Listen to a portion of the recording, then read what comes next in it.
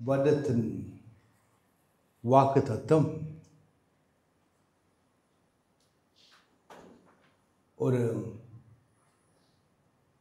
செழிப்பின் வாக்குத்தத்தம் என்று சொல்லலாம். அந்த காலத்தில் இருக்கும் பொக்கிஷங்களை நமக்கு கர்த்தராகிய தேவன் தர இருக்கிறார். மறைக்கப்பட்ட இருக்கும் புதையலைகளையும் தர இருக்கிறார். ஹல்லேலூயா. இந்த செழிப்பான வாழ்க்கை வாழ்வதற்கு எது முக்கியமாக தேவை? நம்முடைய வாழ்க்கையில் சமாதானம். ஹல்லேலூயா. இந்த சமாதானத்தை எப்படி நாம் காத்துக்கொள்வது? இந்த சமாதான வாழ்க்கை இந்த வருடம் பூராவும் நாம் எப்படி வாழ்வது? அதற்கான வார்த்தை தான் இந்த முதல் ஞாயிற்றுக்கிழமையில் கர்த்தராகிய தேவன் அதுவும் தீர்க்க தரிசனமாக தந்திருக்கிறார். இந்த முதல் ஞாயிற்றுக்கிழமை இந்த தேவ வார்த்தை நமக்கு அவர் தந்திருக்கிறார் என்றால் இது ஒரு அதி முக்கியமான ஒரு வார்த்தை. இதை விசுவாசத்தோடு இந்த வார்த்தையை கேட்க வந்த ஒவ்வொருத்தரையும் கர்த்தராகிய இயேசு நாமத்தில் வரவேற்கிறேன். கர்த்தர் உங்களை ஆசீர்வதிப்பதாக, அவருடைய வார்த்தையின்படி அவர் உங்களை செழிக்க வைப்பதாக. The blessed life of peace, சமாதானத்தில் இருக்கும் ஒரு ஆசீர்வாத வாழ்க்கை என்ற தலைப்பில் நாம் தேவ செய்தியை கேட்க இருக்கிறோம். 2 கொரிந்தியர் 5வது அதிகாரம் 9வது வசனத்தை வாசித்து நாம் தொடங்குவோம். 2 கொரிந்தியர் 5வது அதிகாரம் 9வது வசனம். You want me to read?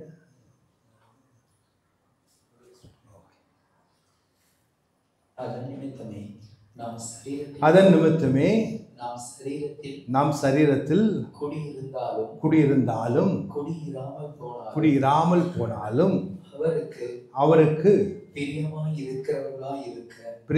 இருக்கிறவர்களாக இருக்க நாடுகிறோம். நாம் எழுந்து நின்று இந்த தேவ வார்த்தையை கனப்படுத்துவோம். பிதாவே, இந்த தேவ வார்த்தையை உடைய பிரசனத்திற்குள் கொண்டு வருகிறோம். ஐயா, இந்த தேவ வார்த்தையுடைய வல்லமையும் அபிஷேகத்தை பற்றி இதே ஹல்லேலூயா ஆவியானவரே இடத்தில் தேவ வார்த்தையில் இருக்கும் ஆழங்களை சத்தியத்தை வெளிப்படுத்தி ஆவியை பலப்படுத்தி நாங்கள் பூமியில் ஆளுகையின் வாழ்க்கை வாழ்வதற்காக கிருபை மற்றும் தேவ வார்த்தையில் இருக்கும் சத்தியத்தை பெற்றுக்கொள்வதற்காக நாங்கள் எங்களுடைய இதயத்தை திறந்து தருகிறோம். விசுவாசத்தோடும் நாங்கள் ஆனந்தத்தோடும் காத்திருக்கிறோம். இந்த சத்திய வார்த்தையை பெற்றுக்கொள்வதற்காக இயேசு நாமத்தில் பிதாவே. ஆமென், ஆமென், ஆமென், ஆமென். காருவோம்.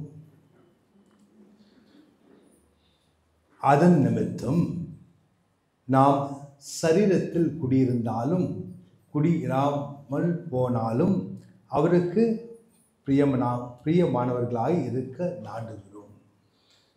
கர்த்தருக்கு ஒரு பிரியமானவர்களாக வாழ்வது எப்படி? ஹல்லேலூயா. கர்த்தராகிய தேவன் என்னவாக இருக்கிறார்? அவர் அன்பாக இருக்கிறார். நாம் அந்த அன்பை வெளிப்படுத்தும் ஜனமாக இருக்கும்போது கர்த்தருக்கு நாம் பிரியமானவர்களாக இருப்போம். இதன் விரிவை இன்னும் ஆழமாக பார்க்க வேண்டும் என்றால், இந்த வார்த்தையில் இருக்கும் சத்தியத்தை இன்னும் ஆழமாக பார்க்க வேண்டும் என்றால் நாம் 10வது வசனத்தை வாசித்து அறிந்து கொள்வோம். ஏனென்றால் சரீரத்தில் அவனவன் செய்த நன்மைக்காவது தீமைக்காவது தக்க பலனை அடையும்படிக்கு நாம் எல்லோரும் கிறிஸ்துவின் நியாயஸ்தானத்திற்கு முன்பாக வெளிப்பட வேண்டும். ஹல்லேலூயா. அதாவது நாம் இந்த சரீரத்தில் செய்யும் செயல்களுக்காக, அது நல்லதாக இருந்தாலும் சரி கெட்டதாக இருந்தாலும் சரி, கர்த்தராகிய தேவனுடைய கிருபா சிங்காசனத்திற்கு முன்பாக நாம் அவர் நியாயம் நமக்கு அளிப்பதற்கு நாம் அவர் முன்பாக தோன்ற வேண்டும். அந்த நாளில் நாம் எப்படி காணப்பட வேண்டும்? கர்த்தராகிய இயேசு எப்படி இருந்தாரோ இந்த பூமியில் அதே வண்ணமாக நாம் அவருக்கு முன்பாக காணப்பட வேண்டும். அது எந்தபடியாக? அவருடைய அன்பை தரித்தவர்களாக காணப்பட வேண்டும். அதனால்தான் அது நிமித்தமே நாம் சரீரத்தில் குடியிருந்தாலும் குடியேறாமல் போனாலும் அவருக்கு பிரியமானவர்களாக இருக்க நாடுகிறோம். ஹல்லேலூயா. அதாவது இந்த சரீரத்தில் இருந்தாலும் இல்லை என்றாலும் அவருக்கு பிரியமாக இருக்கும்படி நாம் நாடுகிறோம் என்றால் ஹல்லேலூயா, நாம் அதை தேட வேண்டும். இந்த வண்ணமாக தான் நான் வாழ்க்கை வாழப்போகிறேன் என்று ஹல்லேலூயா ஒரு ஆங்கிலத்தில் எழுதப்பட்டிருக்கும் ஒரு லேபர்.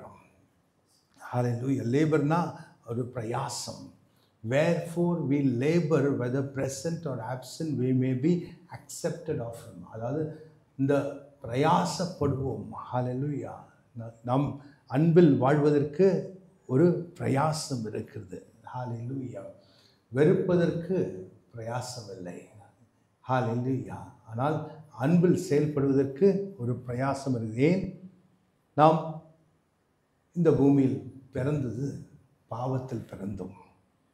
மறுபிறப்பில் தான் நாம் கர்த்தராகிய தேவனுடைய நீதித்துவத்தை பெற்றுக்கொண்டோம். ஆனால் அந்த பழைய மனிதன் நாம் புதைத்திருந்தாலும் அந்த பழைய மனிதனின் குணாதிசயங்களை இன்னும் புதைக்காமல் இருக்கிறோம்.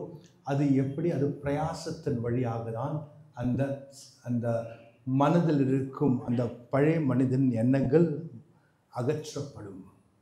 பிரயாசப்பட வேண்டும் என்றால் தேவ வார்த்தையின்படி நாம் நடப்பதற்கு ஒப்பு கொடுக்க வேண்டும்.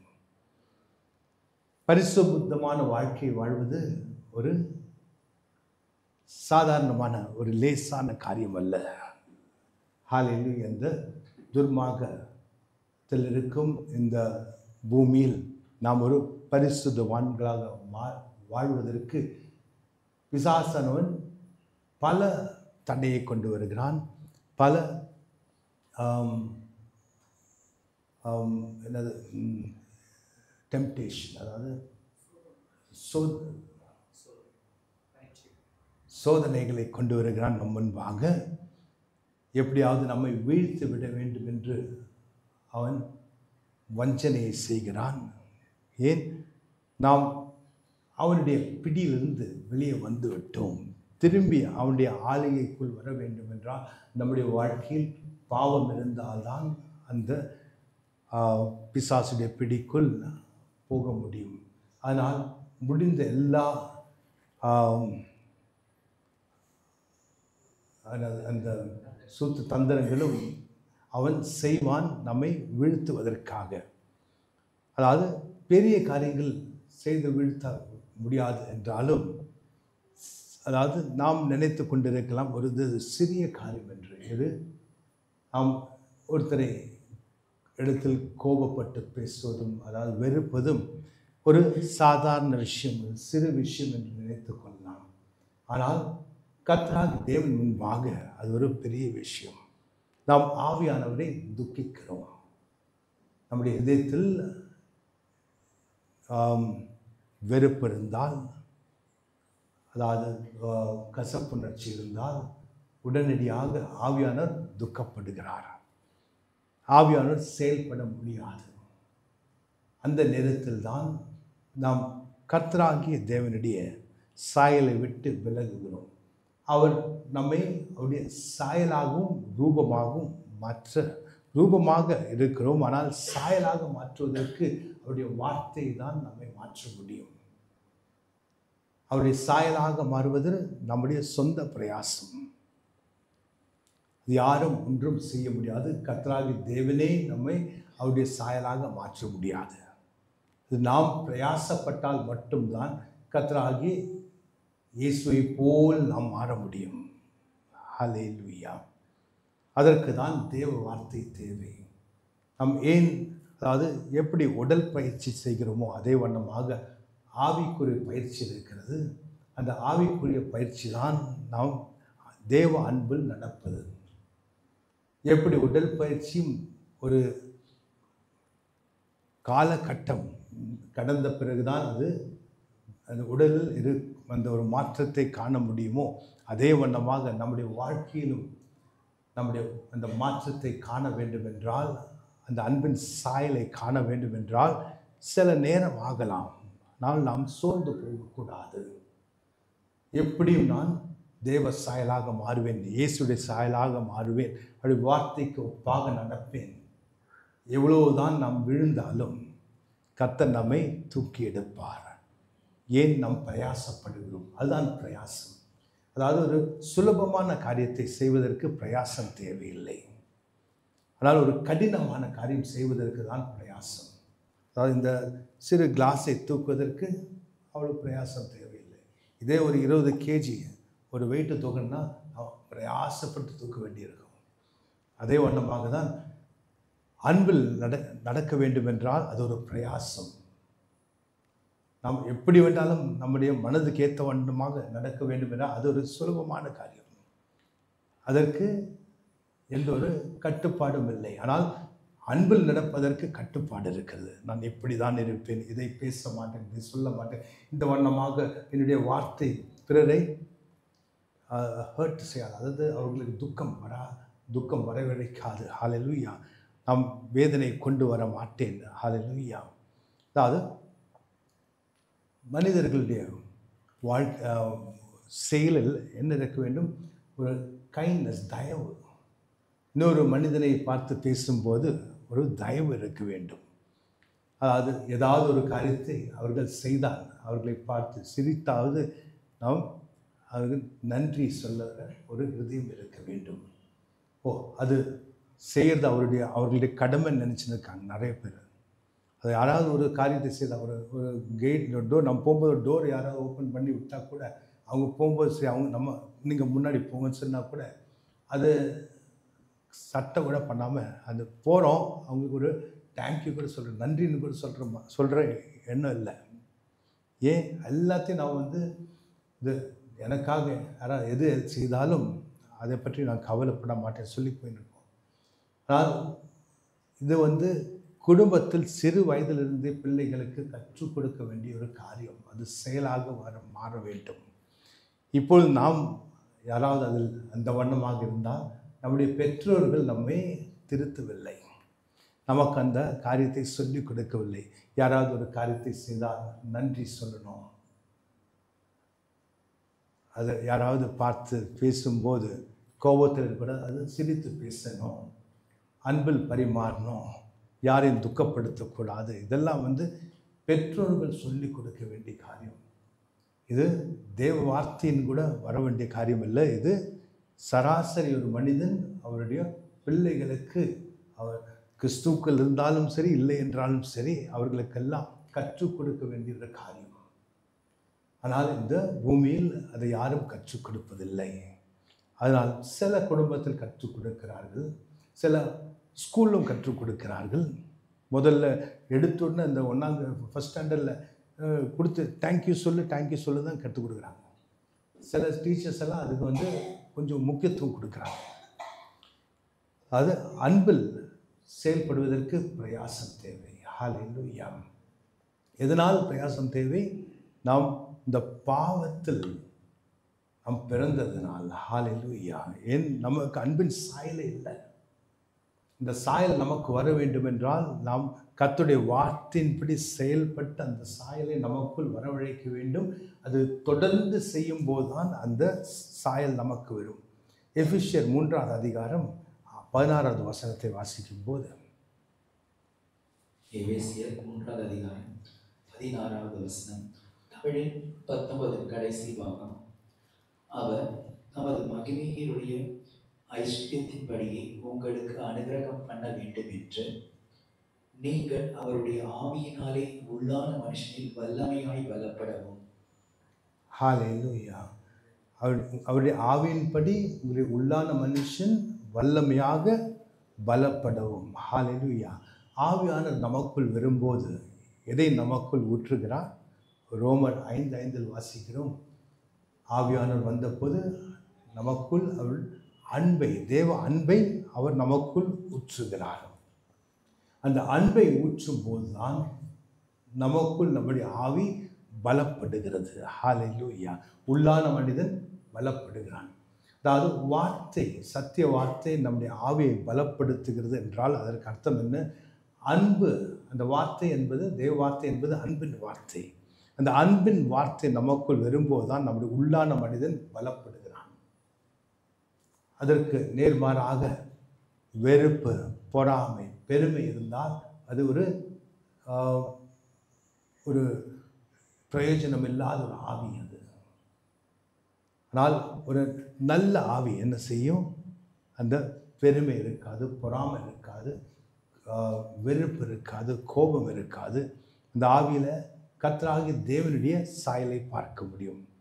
அந்த ஆவியை கொண்டவர்கள் தான் தேவ சாயலாக மாறுகிறார்கள். அந்த வண்ணமாக இருப்பவர்களுக்கு கர்த்தருடைய வல்லமை இன்னும் அதிகமாக வெளிப்படும் என்பதை நாம் அடுத்த வசனத்திலிருந்து வாசிக்கலாம். 17, 18 என்று வசனங்கள் 18, 19 என்று ஆங்கிலத்தில், தமிழில் எப்படி பாருங்க, 17, 18 and 19. மூன்றாவது அதிகாரம் வசனங்கள் 17 to 19 வரை.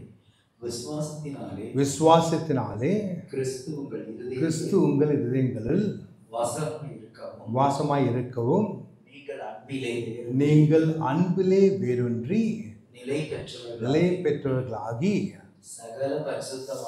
சகல பரிசுத்தவான்களோடு கூட கிறிஸ்துவனுடைய அன்பின் அகலமும் நீளமும் ஆழமும் உயரமும் என்னதென்று உணர்ந்து அறிவு கெட்டாத அந்த அன்பை அறிந்து கொள்ள வல்லவர்களாகவும் தேவனுடைய சகல பரிபூர்ணத்தினாலும் நிறைப்படவும் அவர் தமது மகிமையினுடைய ஐஸ்வர்யத்தின்படியே உங்களுக்கு அனுகிரகம் பண்ண வேண்டும் என்று வேண்டிக் கொள்ளுகிறேன். ஹல்லேலூயா. அதாவது கர்த்தர் உங்களுக்குள் ஹல்லேலூயா வாசமாய், விசுவாசத்தினாலே அவர் உங்களுக்குள் வாசமாக இருக்க வேண்டும். ஆனால் நீங்கள் அன்பில் வேரூன்றி நிலை பெறுவர்களாக. ஹல்லேலூயா. நாம் அதாவது விசுவாசத்தில் நிற்பதற்கு அதாவது கர்த்தருக்குள் இருப்பதற்கு நமக்கு விசுவாசம் தேவை. ஆனால் நமக்கு வேரூன்றி, அதாவது அசைக்கப்பட முடியாத அளவுக்கு நாம் நிற்க வேண்டும் என்றால், கர்த்தருக்குள் நிற்க வேண்டும் என்றால் நமக்குள் என்ன வேண்டும்? அன்பு வேண்டும். அன்பில் வேரூன்றி நாம் நிலையாக நிற்க வேண்டும் என்று. ஹல்லேலூயா. விசுவாசம் என்ன செய்யும்? கர்த்தருக்குள் நாம் நிற்பதற்கு உதவி செய்யும். ஆனால் நம் ஸ்டெபிலிட்டி, அதாவது ஒரு நிலையாக நிற்கிற, விழுந்து விடாமல் நிற்பதற்கு நமக்குள் என்ன வேண்டும்? கர்த்தராகிய தேவனுடைய அன்பு வேரூன்றி என்றால் அது ஆழமாக, ஒரு மரத்துக்கு எப்படி வேர் இருக்கிறதோ அதே வண்ணமான நம்முடைய வேர் என்ன? அன்பு. ஹல்லேலூயா. அந்த அன்பு எவ்வளோ ஆழமாக இருக்கிறதோ அந்த அளவுக்கு நமக்கு ஸ்டெபிலிட்டி, நமக்கு அந்த அளவுக்கு நிலையாக நிற்கிற திறனை கர்த்தர் தருகிறார். அந்த ஸ்திரப்படும் வல்லமையை நமக்குள் தருகிறார். நாம் ஸ்திரப்படுவது என்றால் என்ன? அசைக்கப்பட முடியாத அளவுக்கு நிற்பதற்கு. ஒரு மலையை போய் அசைக்க முடியுமா? மரத்தை போய் அசைக்க முடியுமா? அது என்ன தள்ளினாலும் அப்படி தான் நிற்கும். அந்த அளவுக்கு பிசாசு நம்ம எதை செய்தாலும் அசைக்கப்படாமல் நாம் நிலையாக நிற்க வேண்டும் என்றால் நமக்குள் என்ன இருக்க வேண்டும்? அன்பினால் வேரூன்றி நாம் நிலையாக நிற்க வேண்டும். ஹல்லேலூயா. அப்பொழுதுதான் கர்த்தராகிய தேவனுடைய சகல பரிபூர்ணத்தினாலும் நாம் நிரப்பப்படுகிறோம். அந்த அளவுக்கு நாம் அன்பினால் செயல்படும் போது, அன்பினால் நிரப்பப்படும் போது நாம் எதனால் நிரப்பப்படுகிறோம்? தேவனுடைய சகல பரிபூர்ணத்தினாலும் நாம் நிரப்பப்படுகிறோம். கர்த்தராகிய தேவனுடைய சகல பரிபூர்ணம், ஃபுல்னஸ் ஆஃப் காட். ஹல்லேலூயா. அப்படி என்றால் அதற்கு அர்த்தம் என்ன? அவருடைய மகிமையின் வல்லமையினால், அவருடைய மகத்துவத்தின் வல்லமையினால், அவருடைய அபிஷேகத்தின் வல்லமையினால். இதற்கெல்லாம் முக்கியமானது என்னது? அன்பு. ஹல்லேலூயா. நமக்குள் தேவ மகிமை நிரம்ப வேண்டும் என்றால், தேவ அபிஷேகம் நிரம்ப வேண்டும் என்றால், தேவ மகத்துவம் நமக்குள் பெருக வேண்டும் என்றால் நாம் அன்பில் நிரப்பப்பட வேண்டும். அப்பொழுதுதான் கர்த்தராகிய தேவனுடைய சகல நிறைவோடும் நாம் நிரப்பப்பட முடியும். ஹல்லேலூயா. அன்பில் வேறொன்றி நிற்பவர்களாக இருக்கும்போது கர்த்தராகிய தேவனுடைய அன்பின் எல்லா, அதாவது நீளம், அளவு, அந்த அகலம், ஆழம், உயரம் என்றால், அதாவது எல்லா டைரெக்ஷனிலும் நமக்கு கர்த்தருடைய அன்பை பற்றி அறிந்து கொள்கிறார். அவர் எந்த வண்ணமாக என்னை அன்பு செய்கிறார், எதனால் அவர் சிலுவையில் எனக்காக மரித்தார், அவருடைய அன்பு எவ்வளோ பெரியது, அவருக்காக நான் வாழ்வேன், அவரை போல் நான் மாறுவேன். ஹல்லேலூயா. அவர் எப்படி இந்த பூமியில் நடந்தார் அதே வண்ணமாக நடப்பேன். ஒரு நம்முடைய சபையில் இருக்க ஒரு சகோதரர் 31ஆம் தேதி நம்ம நைட் சர்வீஸுக்காக ரொம்ப வரத்துக்கு வாஞ்சித்தார். ஆனால் அன்றைக்கு அவங்களுடைய ஆஃபீஸில், கம்பெனியில் வேலைக்கு வரணும்னு சொல்லி வற்புறுத்தினாங்க. அவர் சொன்னார், இல்லை நான் இன்றைக்கி வேலைக்கு வர முடியாது, நான் சபைக்கு போனோம் என்று சொல்லி போகவும் இல்லை. சபைக்கு போகாமல், வேலைக்கு போகாமல் சபைக்கு வந்துட்டார். அடுத்த நாள் போன உடனே அவருக்கு பிரச்சனை ஸ்டார்ட் ஆகிடுச்சு. நீ வேலைக்கு வராமல் நீ சபைக்கு போயிருக்கேன் அப்படின்னு சொல்லி அவரை ரொம்ப துன்புறுத்த ஆரம்பிச்சிட்டார். அது ரொம்ப சோகப்பட்டு எனக்கு ஃபோன் பண்ணி ஜெபிக்க சொன்னார். நான் ஜெபித்தேன், அதனோடு கூட சொன்னேன், இப்பொழுது தான் கர்த்தராகிய தேவனுடைய அற்புத கரம் உன்னுடைய வாழ்க்கையில் செயல்பட இருக்கிறது. ஹல்லேலூயா. அதாவது நீதிமொழி வெளிப்படுத்தின விசேஷம் 3ஆவது அதிகாரம் 8வது வசனத்தை வாசித்து பார். அது என்ன, சிறிது பலம் இருந்தும் நீ என்னை மறுதளிக்காமல் இருந்ததனால் உனக்கு முன்பாக நான் திறந்த வாசலை வைத்திருக்கேன். வாசிங்க. நீதிமொழிகள் 3ஆவது அதிகாரம் 8வது வசனம். உன் கிரியைகளை அறிந்திருக்கிறேன், உனக்கு கொஞ்ச பலன் இருந்தும் என் நாமத்தை மறுதலியாமல் என் வசனத்தை கை கொண்டபடியினாலே இதோ திறந்த வாசலை உனக்கு முன்பாக வைத்திருக்கிறேன், அதை ஒருவனும் பூட்ட மாட்டான். ஹல்லேலூயா. இந்த வருடத்தின் வாக்கு தத்தம் தான். ஹல்லேலூயா. அதாவது அதற்கேற்ற வண்ணமாக ஆவியானவர் இந்த மகனை உந்தி, நீ யாருக்கும் பயப்படாதே, எனக்காக நீ நெல் என்று சொல்லி, அதாவது உன்னுடைய கிரியை நான் அறிந்திருக்கிறேன், என்னை மறுதலிக்காமல் எனக்காக சாட்சியாக நின்றதற்காக ஹல்லேலூயா, உனக்கு முன்பாக திறந்த வாசலை வைத்திருக்கிறேன், யாரும் அதை பூட்ட முடியாது. ஹல்லேலூயா. சொன்னேன், கர்த்தர் பெரிய காரியங்களை செய்ய இருக்கிறார், நீ சோகப்படாதே. ஹல்லேலூயா. நீ தைரியமாக இரு, நீ சந்தோஷமாக இரு. இப்போ தான் கர்த்தர் வெளிப்படுத்துகிறார். எப்படி கர்த்தருக்காக இருக்கும்போது இந்த உலகத்தில் இருக்க அத்தனை பேர் நம்மை வெறுப்பாங்க. அந்த வெறுப்பை நாம் ருசிக்கிறோம். இவங்க என்ன வெறுக்கிறாங்க, நல்லதாக போச்சு. ஏன் வெறுக்கிறாங்க? கர்த்தருக்காக நிற்பதனால் வெறுக்கிறாங்க. அப்படி என்றால் கர்த்தர் என்னை உயர்த்திருக்கிறார். ஹல்லேலூயா. அவங்களுடைய வெறுப்பை பற்றி எனக்கு கவலை இல்லை. ஆனால் கர்த்தர் என்னிடத்தில் பிரியமாக இருக்கிறார். எல்லோருக்கும் நாம் பிரியமாக இருந்தால் கர்த்தருக்கு பிரியமாக இருக்க முடியாது. ஹல்லேலூயா. ஆனால் கர்த்தருக்காக நின்று சத்தியத்திற்காக நிற்கும்போது பல பேர் நமக்கு எதிராக அவர்கள் வெறுப்பை காண்பிப்பார்கள். அதை பற்றி கவலைப்பட வேண்டாம். கர்த்தர் நம்மை உயர்த்துவார், நமக்கு முன்பாக திறந்த வாசலை வைப்பார். ஹல்லேலூயா. அதனால் கர்த்தருடைய அன்பை அறிந்தவர்கள் தான் இதை செய்ய முடியும், நிலையாக நிற்க முடியும். அவருடைய வசனத்தில் நிலையாக நிற்கும். எனக்கு கர்த்தர் தான் முக்கியம். ஹல்லேலூயா. அந்த வண்ணமாக நிற்கும்போது ஹல்லேலூயா, கர்த்தர் என்ன செய்வார்? நமக்கு முன்பாக எல்லாவற்றிலும் திறந்த வாசலை வைப்பார். ஹல்லேலூயா. நாம் தீத்து 2வது அதிகாரம் 11, 12 2 வசனங்களை வாசிப்போம். தீத்து 2வது அதிகாரம் வசனங்கள் 11 மற்றும் 12.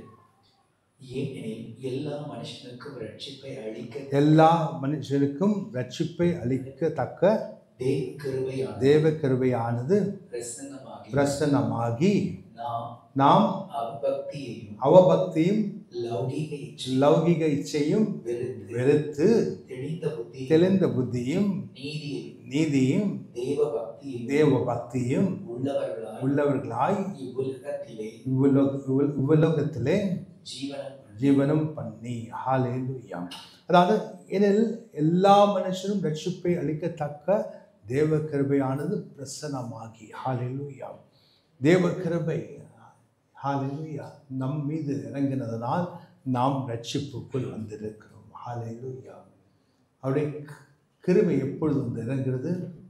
நாம் கர்த்தராகிய இயேசு சிலுவையில் நமக்காக செய்த செயல்களை, கர்த்தராகிய தேவன் வழியாக செய்யப்பட்ட செயல்களை, இயேசு செய்த செயல்களை விசுவாசிக்கும் போது, அதை அறிக்கையிடும் போது நமக்கு தேவ கிருபை வந்து இறங்கி நாம் ரட்சிப்புக்குள் வந்து சேருகிறோம். ஹல்லேலூயா. நாம் ரட்சிப்புக்குள் வந்த பிறகு அந்த கிருபை ஒவ்வொருத்தருக்கும் வந்து இறங்குகிறது. ஆனால் யார் அதற்கு ஒப்பு கொடுத்து விசுவாசித்து அதை பெற்றுக்கொள்கிறார்களோ அந்த கிருபை அவர்கள் மட்டும்தான் ரட்சிப்புக்குள் வருகிறார்கள். இந்த உலகத்திற்கு இருக்கும் அத்தனை பேருக்கும் அந்த கிருபை கர்த்தர் வைத்திருக்கிறார். ஆனால் ஒப்பு கொடுப்பவர்கள் கர்த்தராகி தேவனுடைய பிரசன்னத்திற்குள் வருகிறார்கள். இந்த இடத்தில் நாம் அவபக்தியும் நாம் ரட்சிப்புக்குள் வந்த பிறகு எதை நாம் விட்டு விலகி வாழ வேண்டும்? அவபக்தியும் லௌகிக இச்சையும் வெறுத்து தெளிந்த புத்தியும் நீதியும் தேவ பக்தியும் உள்ளவர்களாய் இவ்வுலகத்திலே ஜீவனம் பண்ண வேண்டும். ஹல்லேலூயா. தெளிந்த புத்தி என்றால் குழப்பமில்லாத வாழ்க்கை. கர்த்தராகிய தேவனே ஹல்லேலூயா இயேசு வழியாக நாம் வழிபடுவதுதான் சரியான வழி. நானே வழி, நானே சத்தியம், நானே ஜீவன் என்று சொல்லியிருக்கிறார். என்னை விட வேறு யார் வழியாகவும் நீ தேவனிடத்தில் வர முடியாது என்று இயேசு சொன்னார்.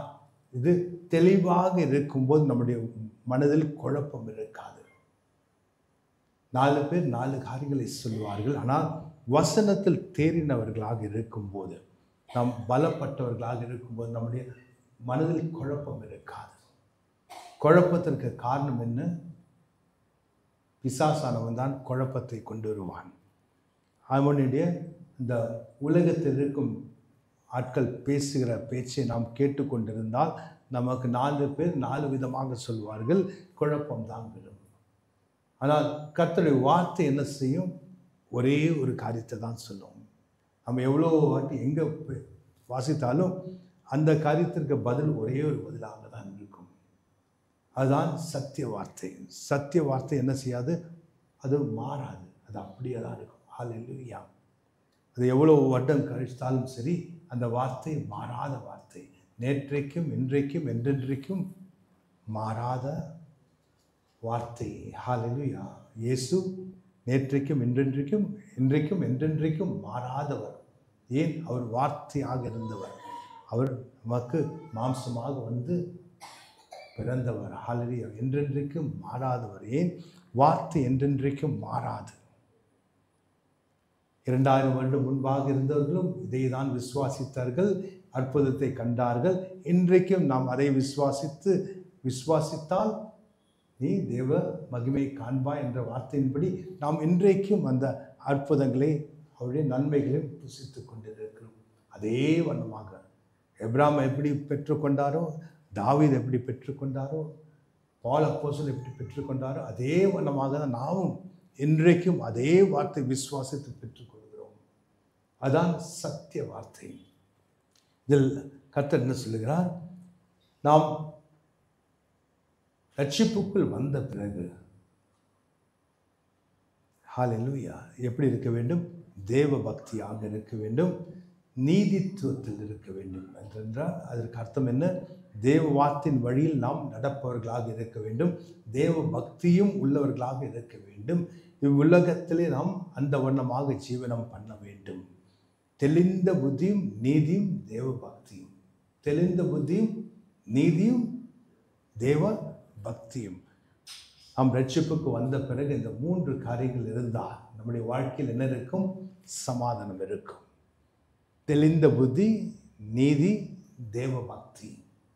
இந்த 3 காரியங்கள் தான் நம்முடைய வாழ்க்கையில் சமாதானத்தை கொண்டு வருகிறது. சமாதானம் இல்லாத வாழ்க்கை யாருக்கு? துர்மார்கனுக்கு சமாதானம் இல்லை என்று நாம் ஐசாயாவில் வாசிக்கிறோம். 2 இடத்தில் திரும்ப திரும்ப சொல்லி, துர்மார்கனுக்கு சமாதானம் இல்லை, நீதிமானுக்கு சமாதானம் உண்டு. ஹல்லேலூயா. நம்முடைய சமாதானம் எப்படி விட்டு செல்கிறது?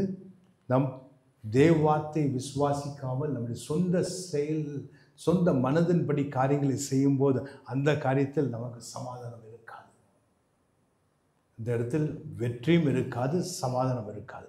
ஆனால் கர்த்தருடைய வார்த்தையின்படி காரியங்களை செய்யும்போது அந்த காரியத்தில் முழுமையாக சமாதானத்தில் இருக்கும். யாரும் அதற்கு நடுவில் வர முடியாது. ஹல்லேலூயா. எந்த கோர்ட்டும் வர முடியாது, எந்த சட்டமும் அதுக்கு முன்பாக வர முடியாது. என்றால் கர்த்தருடைய வார்த்தை நமக்கு எப்படி காரியங்களை போதிக்கும்? நீதித்துவமான காரியங்களை செய்வதற்கு. ஹல்லேலூயா. அதற்கு எதிராக யாரும் வர முடியாது. என்றென்றைக்கும் அவருடைய வார்த்தை வானத்திலே ஸ்திரப்படுத்தப்பட்ட வார்த்தை. ஹல்லேலூயா. அது சமாதானத்தின் வார்த்தை. ஹல்லேலூயா. நாம் ஐசையா 52:17 வாசிப்போம்.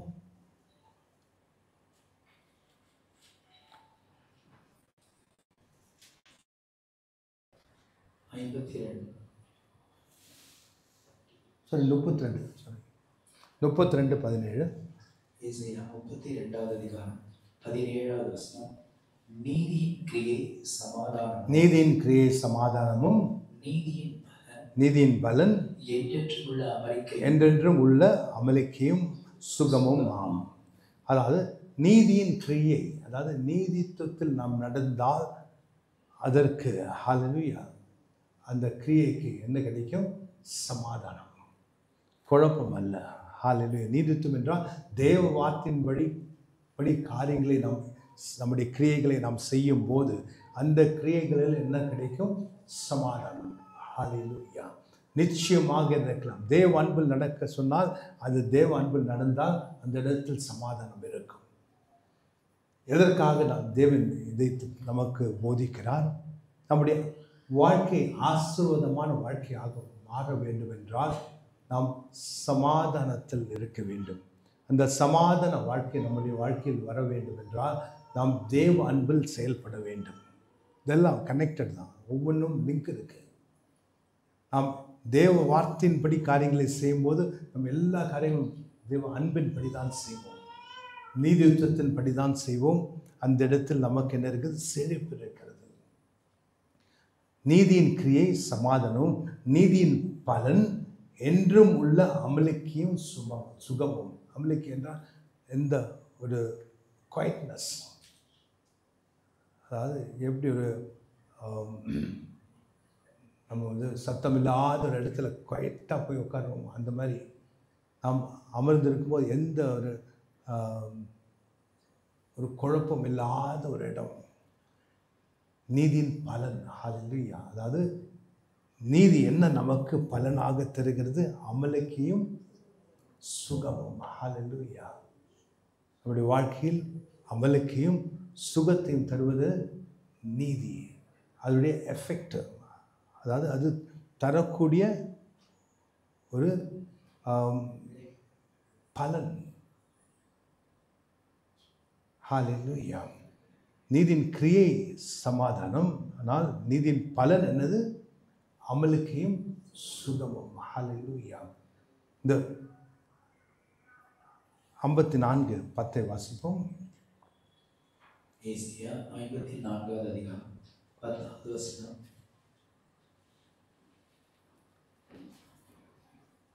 மலைகள் விலகினாலும் பர்வதங்கள் நிலை பெயர்ந்தாலும் என் கிருபை உன்னை விட்டு விலகாமலும்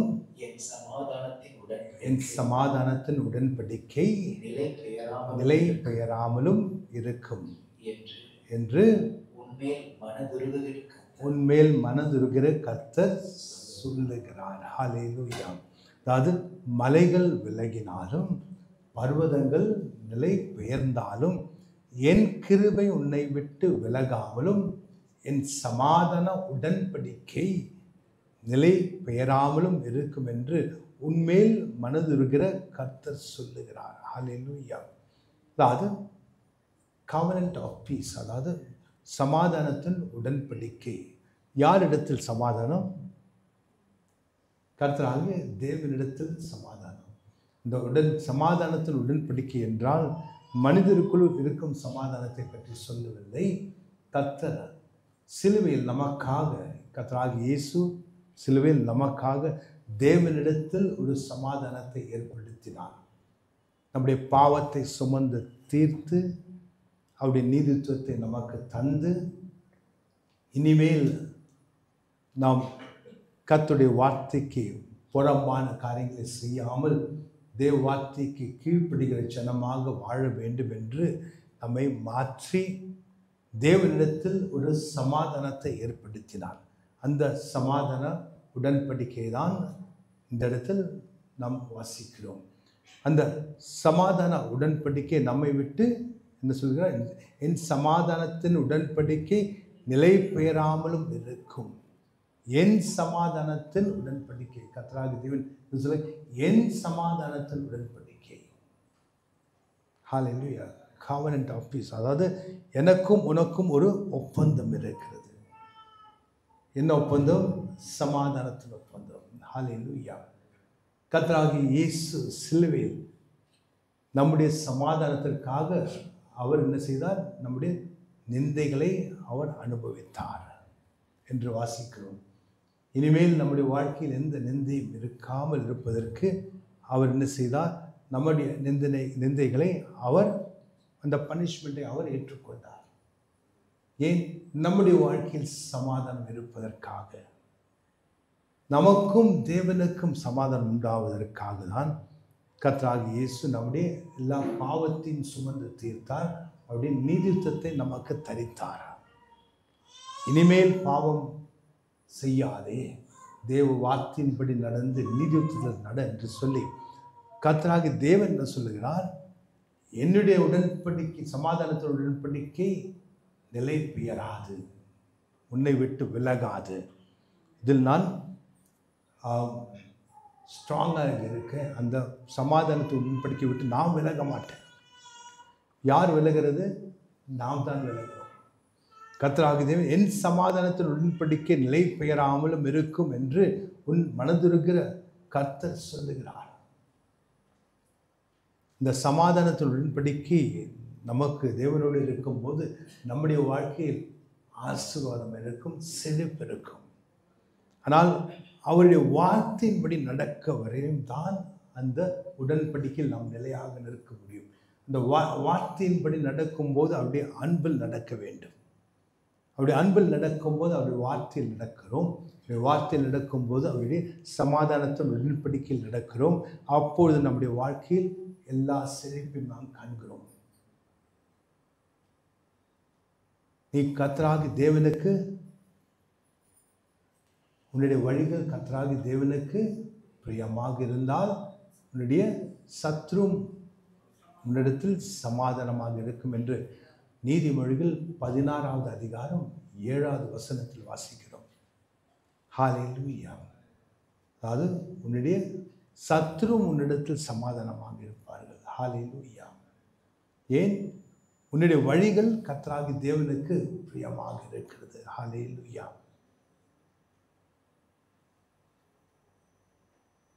உன்னுடைய வீட்டிற்குள் சமாதானம் இருந்தால் உன்னுடைய வீடு அரண்மனையாக மாறும். ஹல்லேலூயா. வீட்டிற்குள், வீட்டின் செவருக்குள் சமாதானம் இருந்தால் அந்த வீடு அரண்மனையாக மாறும். அப்படி என்றால் அந்த சமாதானத்திற்கும் செழிப்புக்கும் ஒரு கனெக்ஷன் இருக்கு. சமாதானத்துக்கும் செழிப்புக்கும் ஒரு கனெக்ஷன் இருக்கு. வாசிங்க. சங்கீதம் 122 7வது வசனம்.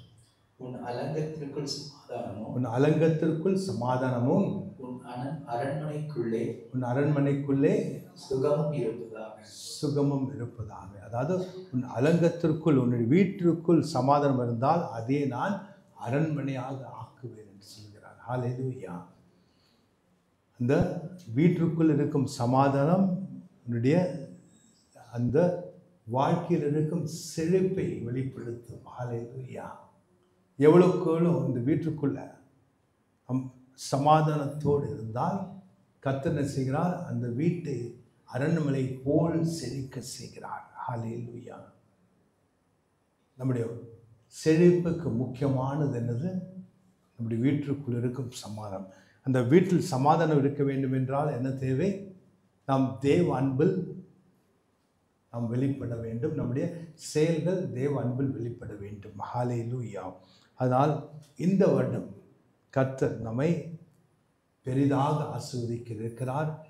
அற்புத கிரியைகளை செய்ய இருக்கிறார். நாம் நினைக்க முடியாத அளவுக்கு செழிப்பை கொண்டு வர இருக்கிறார். அதாவது மறைக்கப்பட்ட புதையல்களை நமக்கு வெளிப்படுத்த இருக்கிறார். ஹல்லேலூயா. அந்த காலத்தில் இருக்கும் பொக்கிஷங்களை நமக்கு வெளிப்படுத்த இருக்கிறார். இதெல்லாம் நான் தருவேன் என்று சொன்னார். நீங்கள் போய் எடுக்கவில்லை, அதை நான் தருவேன் என்று சொன்னார். ஹல்லேலூயா. அதனால் எப்பொழுது அவர் தர முடியும்?